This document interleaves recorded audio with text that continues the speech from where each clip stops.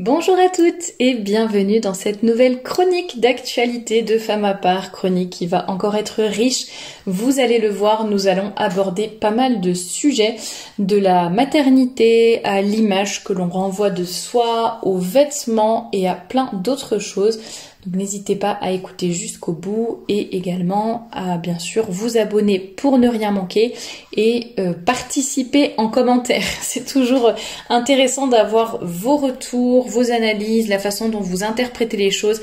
Parfois vous pensez à des arguments auxquels je n'aurais pas pensé.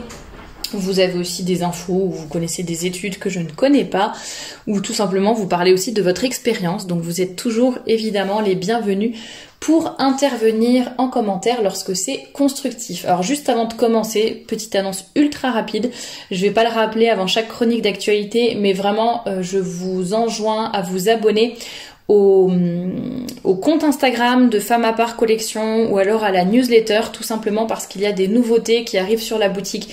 Il y a les boléros qui ont été mis en ligne normalement au moment où je vous parle. Il y a parfois des nouvelles couleurs de robes ou autres, des nouveaux objets comme ça, enfin nouveaux produits qui sortent. J'ai également commencé à publier des aperçus de la collection printemps-été 2022. Donc vraiment n'hésitez pas à vous abonner. Tous les liens sont juste en dessous de cette vidéo. Comme ça vous pouvez suivre l'actualité de la collection, ne rien manquer et être sûr d'être au taquet quand il y a des nouveautés qui arrivent. Donc n'hésitez pas à regarder. Alors, première, bon ça c'était plus par, par esprit de polémique. En fait, au moment où j'enregistre cette chronique, nous sommes le 25 avril, lendemain du second tour de l'élection présidentielle en France. Et voilà, les Français sont sexistes et les Français ont voté pour un homme plutôt que de voter pour une femme. Ça, vraiment, c'est sexiste. Je plaisante, bien sûr, c'est de l'humour. Il y a quand même Mademoiselle qui a publié un article le 21 avril en prévenant bien et en disant, contrairement à ce que croit une Française sur deux, non, Marine Le Pen n'est pas féministe.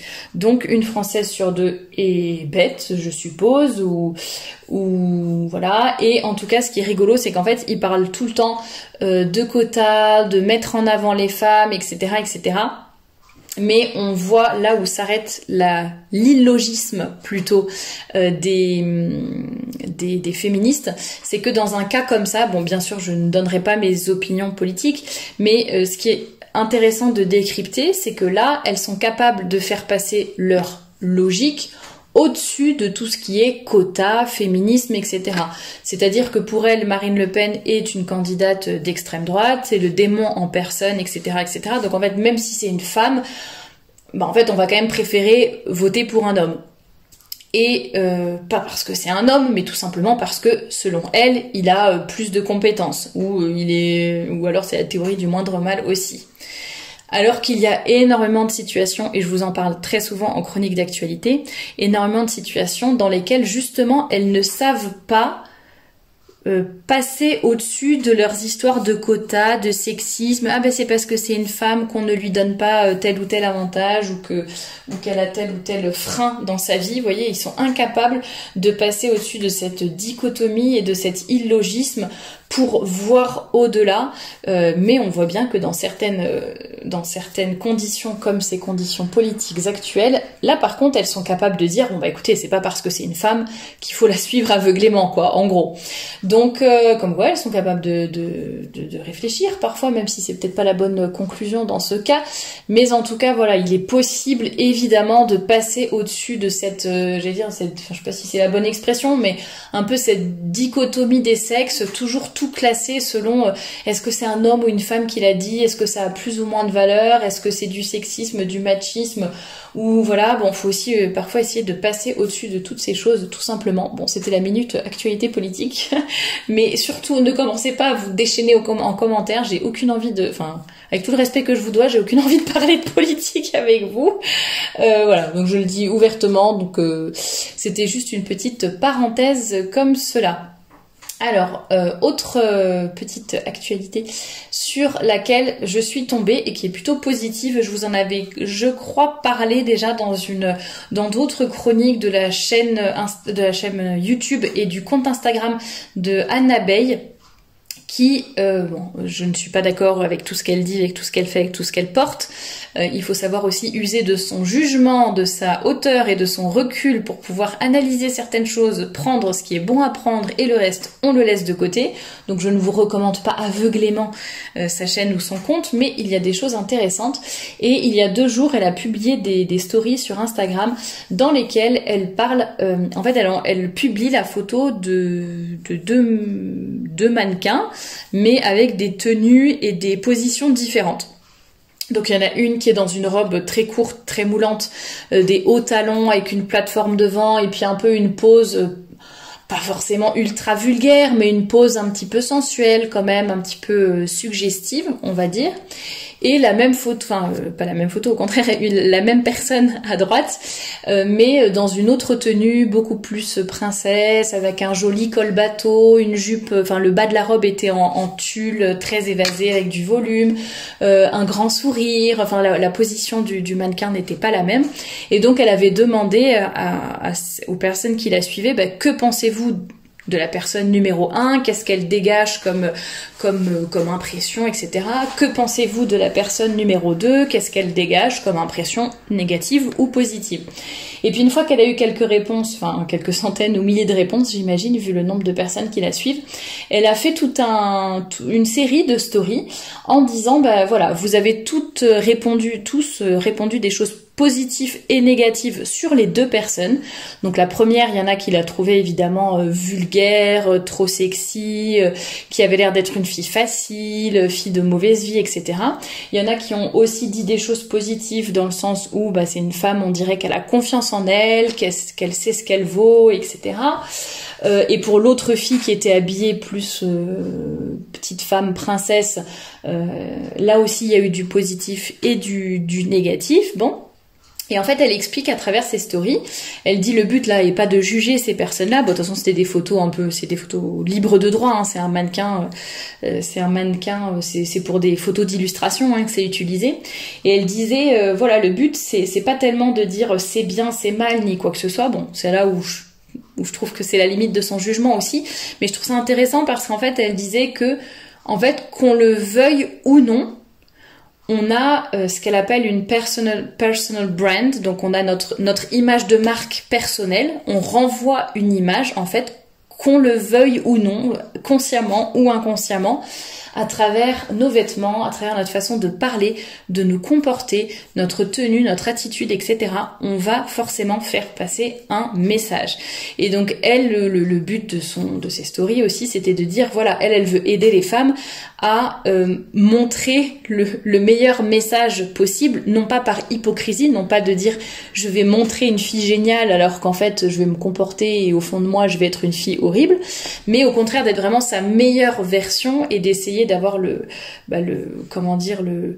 d'attirer le meilleur pour nous dans nos vies en nous comportant bien, nous habillant bien, justement en n'étant pas une fille facile, en n'étant pas une fille vulgaire, etc., etc. Elle a posté notamment aussi une photo où on voit un homme tatoué de partout et en jean et en t-shirt et elle dit il y a cet homme-là par exemple ne pourrait pas, par exemple ça se trouve c'est un super avocat, mais il pourrait pas arriver dans cette tenue et cette attitude, il ne pourrait pas arriver comme ça au tribunal. Et elle dit, tout le monde va dire ah c'est injuste ou ah c'est pas juste. C'est pas une histoire de justice, c'est que voilà, qu'on le veuille ou non, c'est comme ça que fonctionne l'être humain. En société, on fait passer des messages à travers nos attitudes. Et oui, arriver en t-shirt et en jean, couvert de tatouages dans une salle au tribunal pour défendre un client, et en fait cet avocat ne serait pas pris au sérieux, il ne serait pas vu comme une personne qui respecte non seulement sa profession, mais qui respecte les gens avec qui il va parler, le juge, la défense, etc., etc. Et voilà. Et je pense que ça aide à réfléchir, donc évidemment au message que l'on fait passer à travers nos vêtements, nos attitudes, nos paroles et compagnie. Ça fait également réfléchir à tout ce qui est justice ou injustice. On a trop tendance à vouloir dire c'est pas juste, c'est pas drôle, oui, mais en fait c'est le monde dans lequel on vit, c'est comme ça, c'est normal, il y a un peu des biais cognitifs, il y a des biais de comportement, voilà, et c'est tout à fait humain de juger qui n'a pas déjà fait ça, d'essayer de deviner la profession, le caractère ou autre de quelqu'un, rien qu'en l'observant dans le métro ou en regardant comment il se comporte dans une soirée ou au bureau ou peu importe. Et c'est humain, c'est tout. Bien sûr, après, il faut savoir passer au-dessus de toutes ces choses et ne pas se dire ah bah tiens, elle, je lui parle pas parce qu'elle porte un jean, ou elle a pas ciré ses chaussures, donc ça vaut même pas la peine que je l'aide à porter ses courses. Enfin non, évidemment, après il faut passer au-dessus de nos premières impressions, mais ceci dit, nos premières impressions peuvent être tout à fait justes et peuvent nous permettre aussi de nous éviter bien des problèmes dans la vie, tout simplement en analysant déjà certaines choses et en évitant de tomber dans certains pièges. Et ça nous fait réfléchir aussi tout ce thème, enfin tout ce qu'elle disait, toutes ces stories, alors je vais pas dire à l'hypocrisie, mais justement au fait d'être la même personne entre guillemets à l'intérieur et à l'extérieur. On n'est pas en train de jouer un rôle, on n'est pas en train de dire bah je vais mettre des jupes longues et je sais pas, arrêter les décolletés comme ça, je vais me trouver un petit mari catholique plus facilement et je sais pas quoi. Enfin voilà, on le fait pas par hypocrisie, où le but ce n'est pas juste d'avoir l'extérieur mais à l'intérieur d'être une fille de mauvaise vie.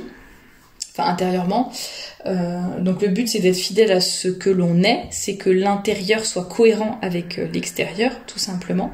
Et en tout cas c'est de comprendre vraiment l'impact de nos tenues déjà sur nous-mêmes, parce qu'elle l'explique très bien aussi, parce qu'elle parle aussi de son passé, de la façon dont elle se comportait avant, et parce qu'elle a fait de la télé-réalité notamment, et elle dit que voilà, il faut aussi essayer enfin, la façon dont on va s'habiller, se comporter, va déjà avoir un impact sur nous-mêmes, et ensuite sur les personnes qui nous entourent.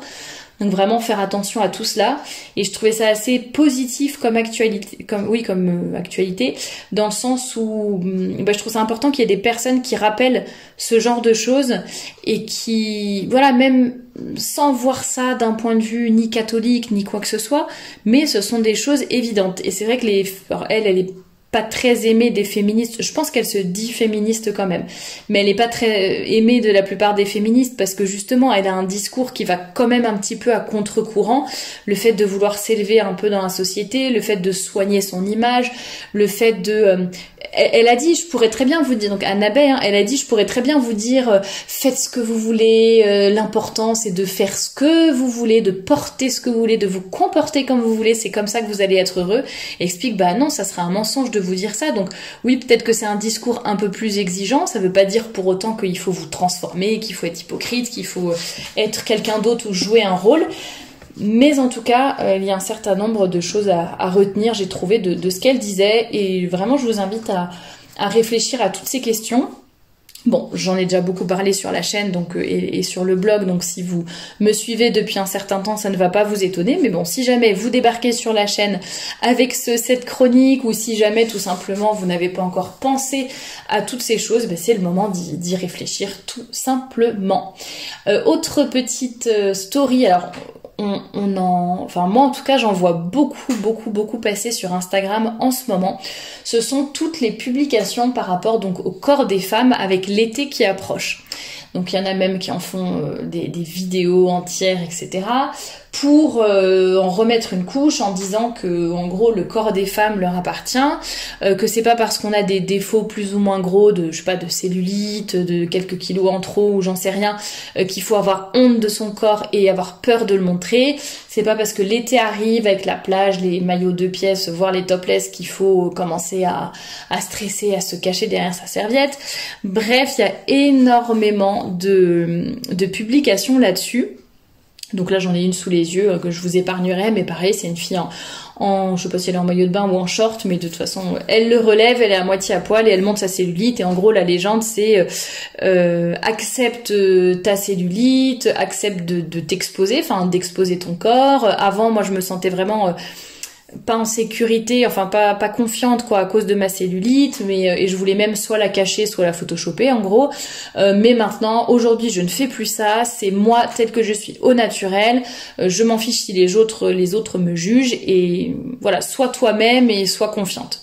Alors à la base ça peut paraître être un message plutôt positif. Il y a beaucoup d'influenceuses qui disent je trouve ça génial de au fur et à mesure libérer la parole pour que même avec nos défauts, et c'est ce que nous on considère comme des défauts, parce qu'on a toutes des complexes, que même avec nos complexes on se montre et qu'on n'ait pas peur et tant pis de ce que vont dire les autres, etc. Et en fait j'en avais parlé dans un podcast que je vous mettrai en lien sur le body positive et le fait de toujours montrer son corps, et c'était un podcast sur le body positive versus la modestie. Et finalement en fait on se rend compte que c'est pas tellement... le problème c'est que les personnes veulent toujours... On enjoint toujours les femmes à se mettre nues dans la vraie vie, à la plage par exemple, peut-être pas dans la rue encore, mais se mettre nues, quoique elles sont presque nues dans la rue, sur les réseaux, à la plage, etc. Donc en vrai, dans la vraie vie ou alors dans la vie virtuelle, et on les enjoint tout le temps à faire ça pour qu'elles aient confiance en elles. Et en fait, je sais pas si c'est vraiment la bonne démarche, parce que en fait il faut aussi, je pense qu'il faudrait surtout dire aux femmes que en fait pas votre succès, mais votre valeur ne se réduit pas à votre corps ou à votre corps nu, en fait. Vous avez d'autres choses, vous avez d'autres atouts, d'autres qualités, et vraiment, vous n'avez pas besoin d'être nu et d'avoir un certain nombre de likes ou de commentaires positifs pour pouvoir vous sentir mieux, quoi. Et ça, je trouve ça vraiment super dommage, parce que, alors, je dis pas qu'il faut se cacher et que comme ça on se sentira bien, je vais m'habiller dans un sac à patates et comme ça je me sentirai mieux parce que tous mes défauts seront cachés. Non, c'est pas du tout ça l'histoire, ni l'intention derrière ce que je dis, mais c'est plutôt de dire, il faut aussi, rétablir l'équilibre entre le corps et l'âme, entre le corps et le cœur, entre le corps et l'esprit, et montrer que oui, on est un corps, bien sûr, et il faut apprendre à l'aimer, et tant mieux si on l'aime, et tant mieux si on a peu ou pas de complexe, évidemment, mais je pense pas que ça va redonner vraiment une super confiance en elles aux femmes que de leur dire exposez votre cellulite si c'est ça qui vous complexe, ou vos 2 kilos en trop si c'est ça qui vous complexe, ou voilà, peu importe. Et en fait, on se rend compte que de toute façon, les gens jugeront toujours, parce que même des influenceuses qui ont des espèces de complexes un peu exagérés parce qu'elles ont un tout petit point noir à tel endroit ou je ne sais quoi, ou un tout petit morceau de cellulite qui se voit même pas, elles sont là-bas, voyez, j'ose afficher quand même mes complexes. Et en fait, moi, je comprends, il y en a peut-être qui sont hypocrites, mais je pense que non, il y en a vraiment pour qui c'est des complexes et elles le vivent vraiment mal. Mais vous voyez, elles vont se faire détruire par d'autres femmes qui ont des complexes qu'elles trouvent beaucoup plus gros. Et j'en avais parlé aussi dans un podcast sur la jalousie, mais de dire de toute façon, on va toujours se trouver à nous des complexes et trouver aux autres des qualités.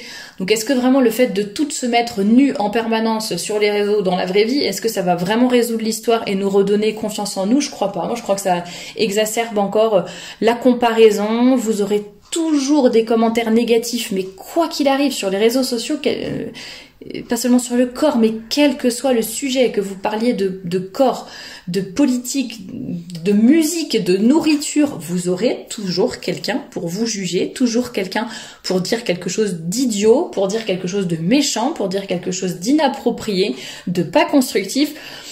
Donc est-ce que vraiment ça aide de s'exposer comme ça sur les réseaux? Je ne crois pas. Après, dites-moi ce que vous en pensez. Enfin, de toute façon, la nudité sur les réseaux, la question est réglée, c'est pas bien, mais voilà, est-ce que, même pour ceux qui n'ont aucune valeur et qui ne comprennent pas la décence, vraiment, je vois pas du tout en quoi ça va aider.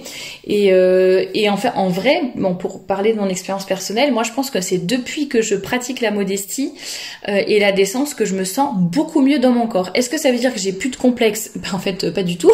Je pense que j'en ai toujours, peut-être pas autant, j'en sais rien, mais le fait d'avoir des vêtements qui me mettent en valeur, qui mettent en valeur ma silhouette, qui me vont bien, des couleurs qui font rayonner mon visage, etc. Je pense que ça m'aide en fait à gagner confiance en moi, à voir aussi au-delà de mon corps. Le fait d'essayer d'éviter le maximum le maquillage, ça m'a aidé également. Donc vous voyez finalement tout ce qu'on dirait presque à l'heure actuelle, faut vraiment un peu aller à contresens pour se dire, moi c'est ce qui m'a permis finalement, je ne dis pas que ça peut être le cas pour tout le monde, mais je pense que ça peut marcher pour un certain nombre de personnes, parce que ça aide à s'accepter, à se voir d'une autre manière. On voit au-delà du corps, on voit aussi notre sourire, on est rayonnante d'une autre façon. Ça ne veut pas dire qu'il faut pas prendre soin de nous, qu'il faut se cacher derrière ses vêtements, ou que ça va être une baguette magique et que d'un coup on n'aura plus de complexe. mais en fait on arrête de focaliser sur notre corps aussi. Et souvent c'est par rapport aux hommes qu'on peut avoir, ça je l'ai déjà entendu dans de nombreux couples où les filles sont complexées dès qu'elles ont un poil qui pousse ou un peu de cellulite ou je sais pas quoi, et soit leur mari soit ne le remarque même pas, soit en fait c'est juste ça les dérange pas, enfin c'est pas quelque chose qu'ils considèrent comme moche ou comme un défaut ou que ça va l'empêcher de trouver que leur femme est belle, désirable, ou ça va l'empêcher de l'aimer quoi. Donc faut vraiment essayer de passer au-delà de tout ça, arrêter de nous focaliser uniquement sur notre corps et sur notre nudité, essayer de vraiment voir au-delà. Bon, je me suis un peu trop étalée sur le sujet, mais ça me passionne un peu cette approche du corps et la confiance en soi, etc. Moi, je vais pas me réétaler parce que je vous mettrai le lien en barre d'infos du podcast que j'avais fait dessus. Mais voilà, je trouvais ça assez intéressant d'en reparler à l'occasion de toutes ces publications que je vois en ce moment, tout simplement. Petite actualité très rapide, l'actrice et mannequin, je crois qu'elle est actrice, mannequin c'est sûr, Charlize Theron qui dit à 3 ans, ma fille, donc quand elle avait 3 ans, sa fille l'a regardée dans les yeux et lui a dit « Je ne suis pas un garçon ». Et elle l'a cru. Et la légende de la publication, c'est « Être parent, c'est avant tout écouter et accompagner son enfant ». Alors oui, bien sûr, il faut écouter et accompagner ses enfants, on est bien d'accord. Est-ce qu'il faut croire tout ce qu'ils disent? Est-ce qu'il faut les encourager dans tout ce qu'ils disent? Ça, c'est autre chose. Donc vous voyez là où on en arrive, c'est tout le système de valeurs est inversé. Et maintenant, de toute façon, ce sont les enfants qui dirigent, ce sont les enfants qui décident. Et pour certains parents, d'ailleurs, on le voit dans certains reportages, en fait, les parents à eux-mêmes, ça leur donne de l'importance en fait. Toutes les mamans qui sont sur les plateaux télé pour parler de leur enfant transgenre, on voit bien qu'en fait elles sont contentes de cette notoriété, de cette attention sur elles, et c'est aussi une façon finalement, le fait d'entretenir cette espèce d'illusion du transgenrisme, de la transidentité, je sais pas comment on dit, chez leurs enfants, et ben c'est ça qui finalement ça les fait vibrer elles-mêmes quoi. Enfin bon bref, je m'étalerai pas sur cette actualité, mais pour vous montrer la gravité du monde dans lequel on vit et surtout vous rappeler votre responsabilité en tant que parent ou futur parent dans l'éducation que vous avez de vos enfants tout simplement. Donc on n'est pas là pour on n'est pas là pour avoir des enfants pour son propre plaisir, sa propre jouissance, on est là pour les élever et les emmener au ciel quoi, tout simplement. En ce moment aussi une actualité, alors j'espère qu'elle sera pas elle sera pas obsolète quand vous écouterez, c'est sûr, mais bon, il y aura peut-être eu des rebondissements d'ici là. En ce moment on assiste au procès aux États-Unis de l'acteur Johnny Depp qui donc divorce je crois qu'elle était actrice Amber Heard. Ça a fait toute une histoire puisqu'en fait Amber avait porté plainte, je crois, ou en tout cas avait dit dans les journaux qu'elle était une femme battue, etc. Photos avec des bleus, etc., des hématomes à l'appui, il me semble, parce que ça fait un certain temps.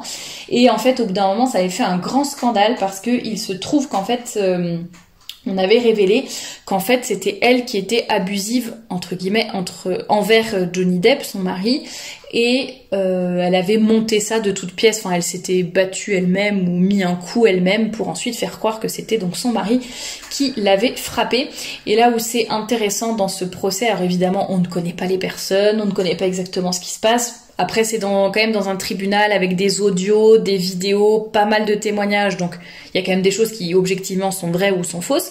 Ce que je veux dire c'est qu'on connaît pas toujours les intentions, ni tous les micmacs qui se passent derrière, mais ceci dit c'était pour pointer du doigt, tout simplement mettre en avant le fait aussi, c'est triste mais c'est comme ça, le fait qu'il y ait aussi des femmes qui sont manipulatrices, qui sont perverses narcissiques, qui sont, oui c'est ça, c'est de pures manipulatrices qui font du mal aux hommes, qui ne vont pas forcément... Alors il y en a aussi qui battent, qui frappent, enfin qui sont violentes physiquement, je veux dire, envers leur mari ou leur conjoint, mais on parle peu de celles qui finalement manipulent et sont violentes psychologiquement, voilà le mot que je cherchais. Et là en l'occurrence par exemple Johnny Depp avait peur ne voulait pas la quitter. C'était pas forcément une peur, mais il voulait pas la quitter parce qu'elle menaçait de se suicider sinon. Et je crois qu'il a déjà vécu le suicide de sa mère. Je crois que sa mère s'est suicidée ou le contraire quand son père est parti. Enfin, je ne sais plus. Donc il ne voulait pas faire vivre ça évidemment. Il voulait pas. Enfin, lui, il l'aimait, donc il voulait pas qu'elle se suicide. Bref, et tout ça pour dire que il y a aussi des femmes évidemment manipulatrices. Enfin, je l'ai déjà dit hein, dans d'autres podcasts. Mais là, curieusement, on entend très peu les féministes sur ce sujet. On les entend peu parler de cette femme qui a menti, qui a manipulé, qui était perverse, qui a fait du mal à cet homme, qui est peut-être pas un saint homme par ailleurs, hein, peut-être qu'il a des choses à se reprocher aussi. Mais ceci dit, voilà, j'ai trouvé ça assez important d'en reparler pour que les gens aient conscience de tout cela et qu'on arrête de croire qu'il n'y a que les hommes qui sont violents. Et en tout cas, c'était pour remettre en avant le fait que les femmes ont une autre sorte de violence, même s'il y en a aussi qui sont violentes physiquement, évidemment, mais souvent c'est une autre forme de violence. Alors, je finis bientôt cette chronique. Juste avant, alors je suis tombée sur une vidéo où on voyait un salon de coiffure inclusif en Bretagne, je crois, à Tréguier. Et en fait, je me suis dit, qu'est-ce que ça va être encore ça?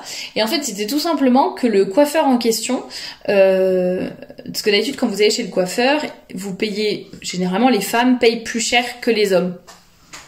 Et là, lui, dans son salon, c'est pas un tarif femme et un tarif homme, c'est un tarif selon la longueur des cheveux. C'est comme j'ai des collègues, par exemple, qui ont des cheveux super longs, super épais, et en fait, comme ils sont très épais, bah, elles payent un supplément parce qu'ils sont épais, tout simplement. Et donc là, lui, pareil, en fait, il fait payer selon que vous ayez les cheveux longs ou les cheveux courts. Et en fait, je trouve ça rigolo d'appeler ça inclusif, hein, rigolo, c'est typique de l'époque dans laquelle nous vivons. Je ris jaune, c'est que, voilà, soi-disant, c'est inclusif, soi-disant, le fait de faire des tarifs hommes et femmes, on a l'impression que c'est encore une fois de plus, les femmes se font avoir, les femmes payent plus cher pour le même résultat, la même chose. Et en fait non, à la base c'était hommes et femmes des prix différents, tout simplement parce que dans les 3/4 des cas, ou même plus, j'en sais rien, mais en tout cas il y a quelques années, les hommes avaient quasiment tous les cheveux courts et les femmes avaient quasiment toutes les cheveux longs, et donc c'était beaucoup plus facile à coiffer. Et généralement un homme qui a les cheveux courts, d'ailleurs c'est une coupe qui se fait assez rapidement, même les femmes qui ont les cheveux courts, par exemple toutes les personnes âgées qu'on voit, certes elles ont les cheveux courts, mais après elles demandent les bigoudis, les machins, la couleur, bah forcément ça coûte plus cher, le brushing n'est pas le même non plus. Je pense pas qu'il y ait des hommes qui demandent d'avoir des bigoudis et des boucles dans les cheveux, quoique on ne sait jamais avec le progrès. Bref, tout ça pour dire que, encore une fois, c'est un peu prendre le problème sous l'angle de l'inclusivité, du sexisme ou je ne sais quoi, alors qu'en fait il s'agit de bon sens. Et comme je le disais, moi j'ai des collègues qui payent plus parce qu'elles ont les cheveux spécialement longs ou spécialement épais ou une nature qui est vraiment difficile à dompter. Et j'imagine que si un homme arrive avec des cheveux longs, il doit certainement aussi avoir un tarif de toute façon plus cher. Bref, c'est chercher les problèmes là où ils ne sont pas, se victimiser encore une fois bien sûr, et surtout s'arrêter à des problèmes vraiment cruciaux de société. Deux dernières petites actualités en fait pour lesquelles j'ai besoin de vos retours et de vos analyses. La première, près de Toulouse, une start-up teste un congé exceptionnel lorsque les femmes ont leurs règles. D'ailleurs pour les 2 dernières chroniques d'actualité, je remercie les personnes qui m'ont fait passer ces articles. Et donc une start-up qui teste le congé menstruel, donc à raison de 1 jour par mois que les femmes peuvent prendre ou ne pas prendre, ça n'est pas une obligation. Et ils disent qu'a priori depuis qu'ils ont mis cela en place, il n'y a pas de... pour le moment, aucune des femmes de l'entreprise aucun homme non plus d'ailleurs, n'a souhaité bénéficier, je rigole, n'a souhaité bénéficier de ce congé menstruel.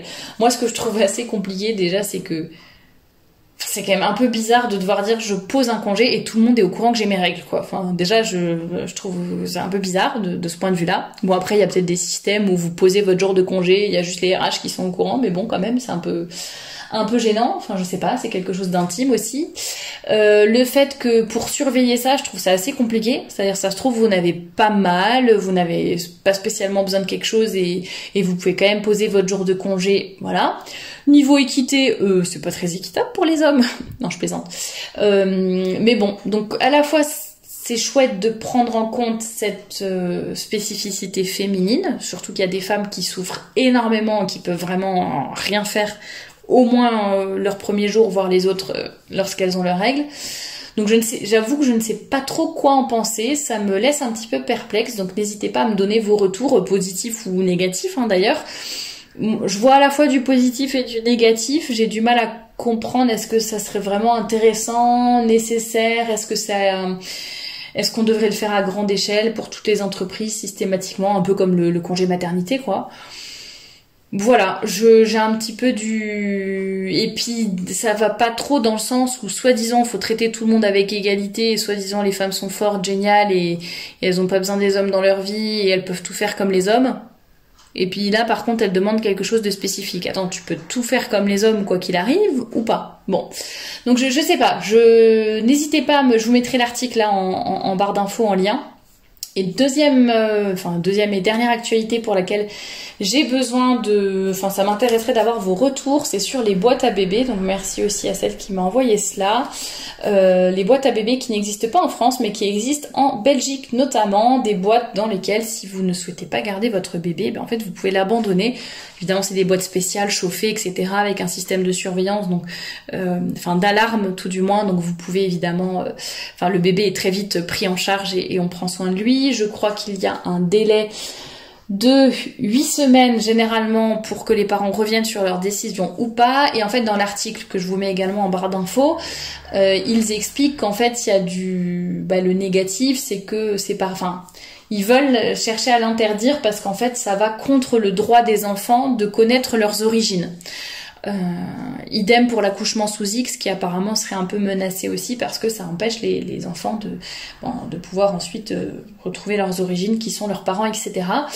Entre ça et un avortement, évidemment, il vaut mieux ça. Et voilà, je sais pas trop ce que vous en pensez. Si ça s'appelle les baby box aussi, il y en a dans d'autres pays que la Belgique, mais pas encore en France. Et pareil, je sais pas trop quoi en penser. Pour moi, évidemment, entre avorter ou alors mettre son bébé à l'adoption, je pense que évidemment, il y a pas photo, c'est sûr que c'est mieux. Entre un meurtre ou donner la vie à son bébé, lui laisser la vie, évidemment, ça va sans dire. Est-ce que ça devrait être généralisé? Est-ce que ça devrait être sous une autre forme? Je ne sais pas trop, je vous avoue. Donc n'hésitez pas à commenter, à donner vos retours, vos analyses juste en dessous de cette vidéo. Voilà, j'en ai fini pour aujourd'hui. Si vous avez des actualités à me faire passer, n'hésitez pas à m'envoyer les liens sur Instagram ou par mail pour que je puisse les voir parce que je ne vois pas tout passer évidemment. Et de toute façon, je vous dis à très bientôt pour un nouveau podcast et n'oubliez pas de vous abonner pour ne manquer aucune nouvelle vidéo. À bientôt!